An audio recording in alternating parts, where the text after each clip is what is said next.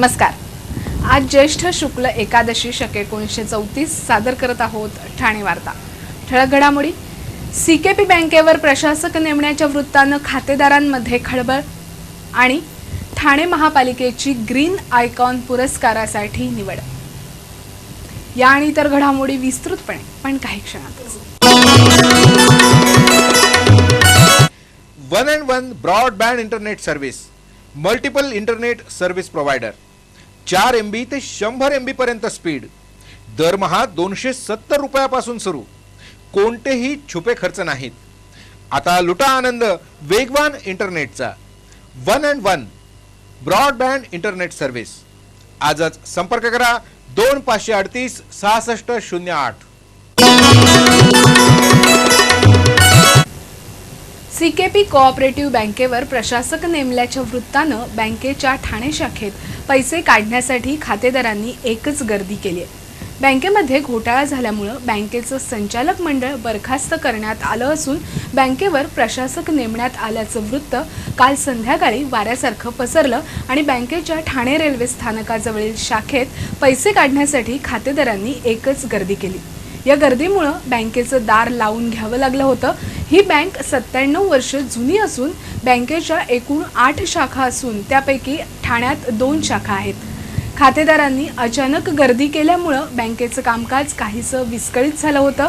बँकेमध्ये कोणतीही समस्या नसून ज्या खातेदारांना पैसे हवे असतील त्यांना पैसे दिले जातील असं बँकेतील कर्मचाऱ्यांतर्फे सांगण्यात येत होतं आणि खातेदारांमध्ये विश्वास निर्माण करण्याचा प्रयत्न केला जात होता।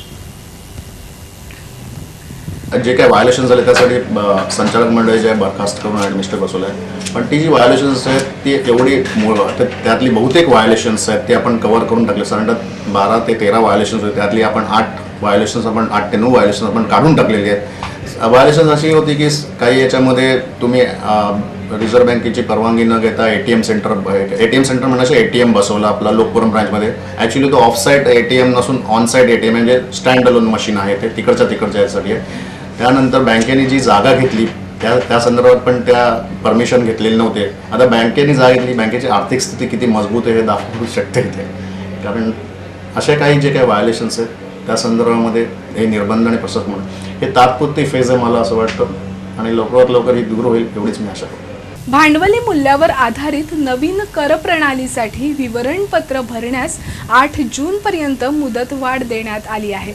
गेले काही दिवस महापालिकेच्या वतीनं विविध गृहनिर्माण संकुलात याविषयी जनजागृती कार्यक्रम राबवण्यात येत असून नागरिकांमधील संभ्रम दूर करण्यास महापालिकेला यश येते। नागरिकांकडून अर्ज भरण्याबाबत विचारणा होत असल्यानं हे अर्ज देण्यास 8 जून पर्यंत मुदतवाढ देण्यात आली आहे। आजपर्यंत या योजनेअंतर्गत 1.25 लाखाहून अधिक अर्ज वितरित करण्यात आले आहेत।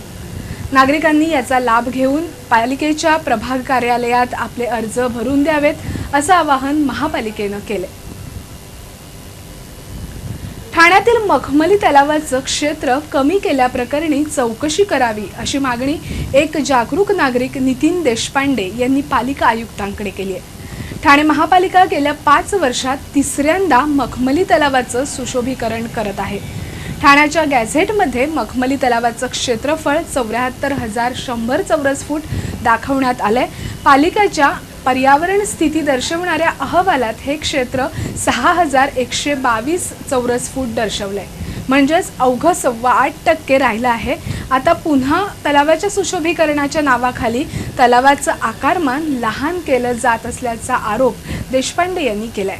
तलावाची मालकी जिल्हाधिकाऱ्यांकडे असताना या सुशोभीकरणासाठी जिल्हाधिकाऱ्यांची परवानगी घेण्यात आली आहे का?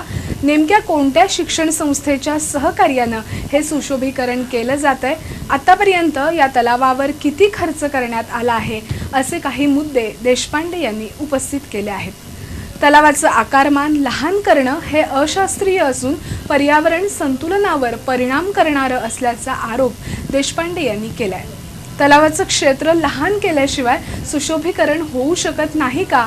ठाणे महापालिकेची तलाव सुशोभीकरणाची व्याख्या घटना आणि कायदा यांना छेद देणारी असल्याचं देशपांडे यांनी पालिका आयुक्तांना दिलेल्या निवेदनात म्हटलंय।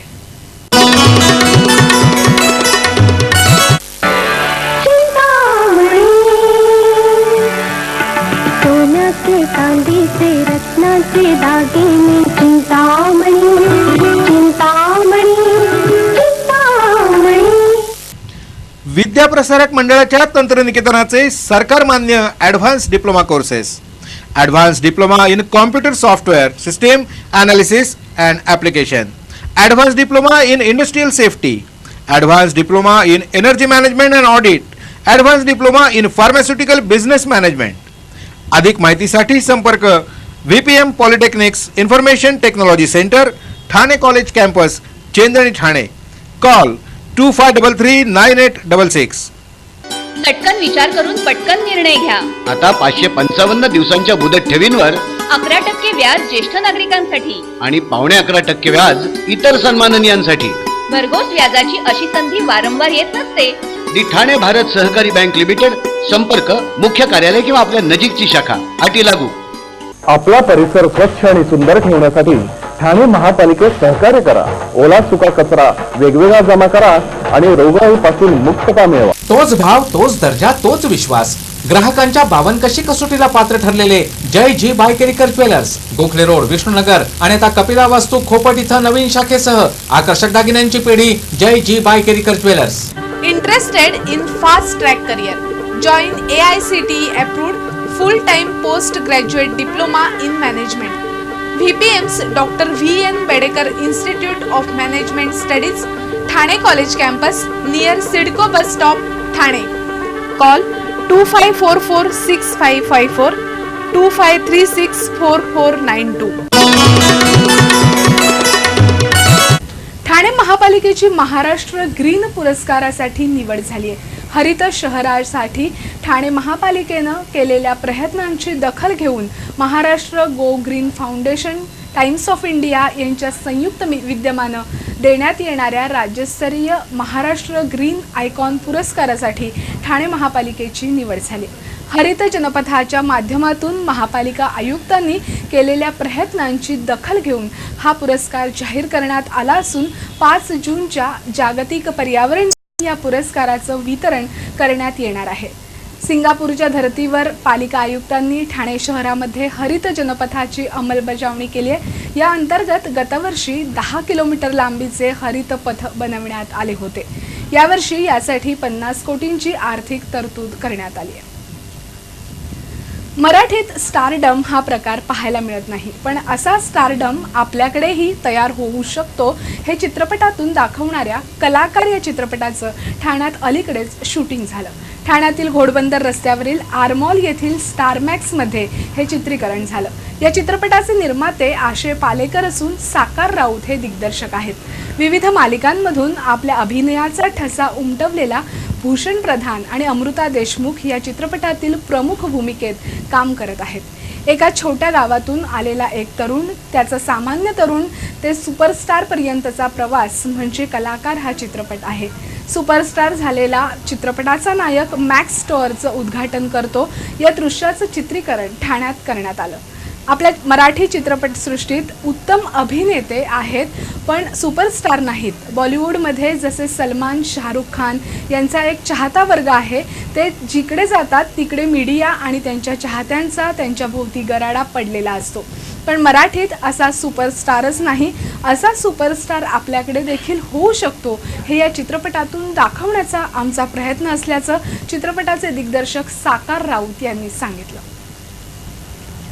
शासनाच्या अधिकृत भूमिकेविरुद्ध भूमिका घेणाऱ्या मंत्र्यांवर कारवाई करावी अशी मागणी आमदार विवेक पंडित यांनी मुख्यमंत्र्यांकडे केली आहे।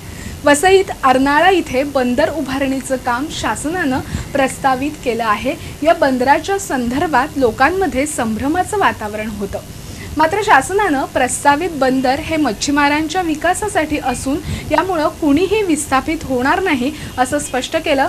अर्नाळा गावातील काही मंडळींचा या बंदराला विरोध आहे। या मंडळींनी बंदराच्या विरोधात जनभावना भडकवण्यासाठी मोर्चे काढले। आपले सहकारी फ्रान्सिस लोपिज यांच्या घरावर हल्लाबोल केला, पण शासनानं याची दखल घेतली नाही। राज्याचे आदिवासी विकास राज्यमंत्री राजेंद्र गावित अर्नाळा बंदर लढ्यात लढणाऱ्यांच्या बाजूनं असल्याचं वक्तव्य जाहीरपणे करण्यात आलं। मंत्रिमंडळातील एक जबाबदार सदस्य असताना शासनाच्या धोरणाविरोधात गावित भूमिका मांडत आहेत. त्यामुळं अर्नाळा बंदरासंदर्भातील राजेंद्र गावित यांची अधिकृत भूमिका काय हे राज्याचे मुख्यमंत्री या नात्यानं त्यांच्याकडून जाणून घेऊन आपल्याला अवगत करावं अशी विनंती विवेक पंडित यांनी मुख्यमंत्र्यांकडे केली आहे.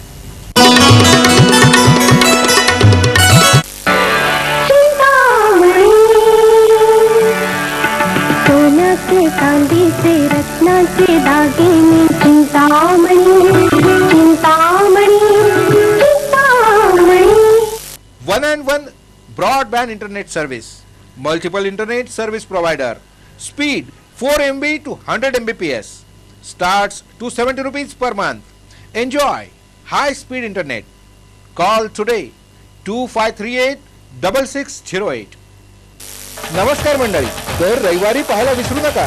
नमस्कार मंडळी, आपल्या प्रश्नांचं थेट उत्तर. दम असेल तर का दर रविवारी संध्याकाळी 7:30 वाजता घर बसल्या दूरध्वनीवरून गाणं गाण्याचा आनंद देणारा एकमेव कार्यक्रम. दम असेल तर का दर रविवारी गाणं गायला विसरू नका. आपण आपले कार्यक्रम अथवा बातम्या आम्हाला ठाणेवार्ता@gmail.com या आमच्या ईमेलवर कळवू शकता. आता ठळक घडामोडी शेवटी पुन्हा एकदा. CKP बँकेवर प्रशासक नेमण्याच्या वृत्तानं खातेदारांमध्ये खळबळ आणि ठाणे महापालिकेची ग्रीन आयकॉन पुरस्कारासाठी निवड. या होत्या ठाणे वार्ता. तर मग पुन्हा भेटू पुढील बातमीपत्रात फक्त श्रीस्थानक वाहिनीवर. धन्यवाद.